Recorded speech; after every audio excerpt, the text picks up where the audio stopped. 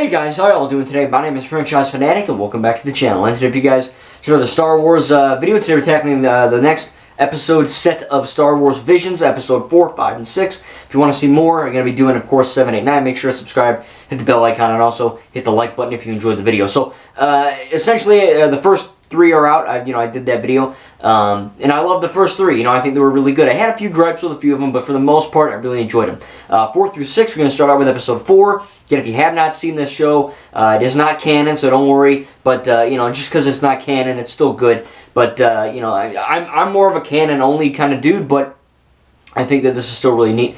So going with the 4th one, The Village Bride. This one is probably my least favorite. The animation's great, of course, all that. I think one of the guys in this is actually the voice of Kazuda Xiono from Star Wars Resistance, I think. At least he sounds like him. But, this one's just kind of like, there's this Jedi outcast, and she kind of like goes to this different, kind of like the one I reviewed in the last one, kind of like a remote village type thing, and just kind of destroys all the bad guys and all that. The plot was kind of messy though. There's a lot of elements of, there's really cool music, and there's a man and a woman, they're getting married or whatever, and there's this big town like, oh, we're being enslaved by the droids and the separatists. How do we get rid of this? And they're like, oh, fight. And then the wife is like, don't fight. There's a lot of kind of bloated in a sense, and I don't know, it was like 15, 17 minutes, but animation's great, music great, voice acting for the most part pretty good. It's anime, it's all going to be pretty good there, kind of majestic in tone, if you will. But this one's just kind of, it's just, I don't know, kind of messy in the plot. I didn't really know what the fudge was going on until this Jedi showed up and they're talking and they're drinking and there's a party.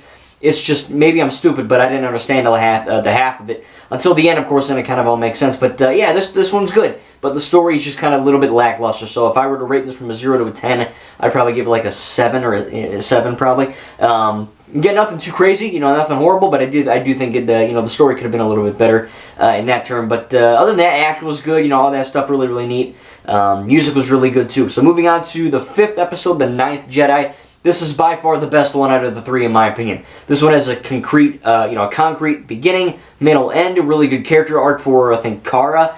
And she's kind of the daughter of this lightsaber wielder, maker, crafter guy. The Jedi kind of extinct, and he's kind of making all these lightsabers for these wannabe Jedi, for these people that are trying to find their kyber crystals and find their lightsabers so they can go and defeat the Sith. Then you get the Sith guys trying to attack, and the father dies. Of course, Cara is tasked with bringing the lightsabers to this big group of Jedi. Jedi, of course. Spoilers. Turns out they're not Jedi, and a majority of them are actually Sith. Because the way the guy made the lightsaber kyber crystal, it actually kind of turns a certain color depending on how you are in the Force. So if you're good, it'll be a certain color. If you're bad, it'll be of course red and stuff like that. And that was really cool, to see that, because I don't think in canon we've seen that, how the lightsaber blade itself can kind of go longer or shorter at will, change color, all that stuff, which is really neat. And then, like I said, all of them are kind of revealed to be Sith. There's a big, awesome fight. The fight scenes are insane in this one, really freaking cool, really well shot, really well choreographed. Again, for animation and anime, I thought it was really neat. So that was really cool. And then, of course, you get a kind of an ending with this big asteroid belt, this asteroid field. There's one particular asteroid that is kind of upside down, and the camera twists, and the kyber, the light goes up, kind of looks like a lightsaber, which is pretty freaking cool. I like the imagery, I liked all that kind of stuff. I think that it was really cool that Cara is kind of like this, kind of like Rey in a sense. She has her little quad jumper speeder thing. She's got her little droid, and then she gets her lightsaber and kind of poops off to the starship and goes to fight with the Jedi. Very freaking cool. I think this one was the best. Again, it had great animation, great voice acting, really good story. Unlike the first one, episode 4, this one kind of made a lot more sense. It felt more concrete, more real, and more fleshed out. Moving on to the 6th. I would probably give the 5th one, I'd probably give that a 10 out of 10. That was really freaking good. The 6th one is, of course, T0B1, I think, or Toby. This one's good. I think that the animation's really neat. It looks really cute, I guess, if you want to say that. It definitely, like the 5th one was more or less like a hard-hitting action animation. This one looks more like child-friendly animation. And it's not, it's not like uber kiddie. It just looks different. And that's how different anime studios work. But this one's really cool because it kind of centers on this doctor or professor dude who kind of builds these droids and builds TOB1 and T0B1 or whatever. And, you know, I'm just going to call him Toby. Toby's like, oh, I really want to be a Jedi. And the guy's like, don't do that. You're stupid. And then in the end, he kind of does a 180 and says, all right, well, you got to find a Kyber crystal. You know, a lot of these have to deal with Kyber crystals. And for some reason... essentially Toby finds one in the end, and a bunch of Jedi killers, you know, a Sith warrior kills the guy, the scientist. I don't think he has arms, that or he's just effing doing this. You know, like Brock from Pokemon, Brock's eyes, they're like always shut, and I don't know, that when I was a kid, I thought he was just effing blind. Turns out he's not, that's just how anime works.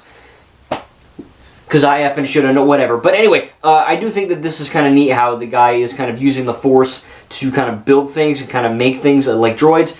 There's this whole element where this guy's trying to like effing rebuild the world with life and grass and water and rain and all that. And like, I don't know what that was talking about. It was kind of weird, kind of effing random. Like, oh, I want to put life on the planet. It really came out of nowhere. It made no freaking sense. You know, it was a neat gesture. It was a nice little thing they added in there. You know, it was kind of a neat concept.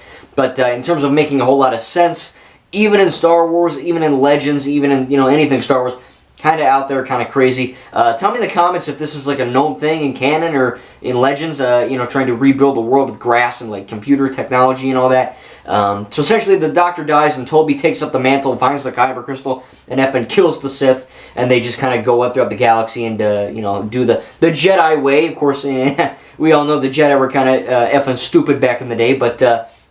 really, the only good Jedi is basically Luke and Rey. But I do think that, you know, even this isn't canon. I think Toby and his little droid blasting off into space to kind of go fix different worlds, kind of taking on the knowledge from his professor, from his father figure, was pretty cool. Again, the whole building on the Earth thing kind of was a little strange, but I probably just want to give... I don't know, probably give this one an 8 out of 10, I think. It was pretty good. So again, the fourth one, pretty good. You know, a little bit of a story weakness. The fifth one was really great. And then the sixth one was very good, except there's kind of that weird Earth rebuild thing. It's just kind of didn't really make a whole lot of sense. But I enjoyed them. You know, I mean, each anime studio did a really good job of making their own unique style, their own unique story in this particular animation field. I thought it was pretty cool. Again, if anything, this is Star Wars at its best. You know, I mean, this is just people... who love this franchise, doing what, you know, creating their own vision, their own unique spin on it, and I think it's actually really sick. So again, I'm going to be having episodes 7 through 9 soon. Tell me in the comments out of 4 through 6 what your favorite one was. Again, mine would be 5, The Ninth Jedi. I thought that was really freaking good, really well fleshed out, really awesome. And yeah, I can't wait to do 7 through 9. I really enjoyed Star Wars Visions, you know. I kind of wish it was longer, wish the episodes were a little longer, but I think what we were getting so far is a good template for possibly, you know, Star Wars Visions Season 2 if they're going to be doing that. But I can't wait for it. Again, hopefully they put it on DVD or something so I can buy it. I'll try to do some digging soon. But yeah, I enjoyed it. 4 through 6 really good. Again, 5th was my favorite. Tell me in the comments what you think about it. And yeah, I can't wait through 7 through 9. Again, the final video on that coming soon. Thank you guys, and we'll see you in the next video.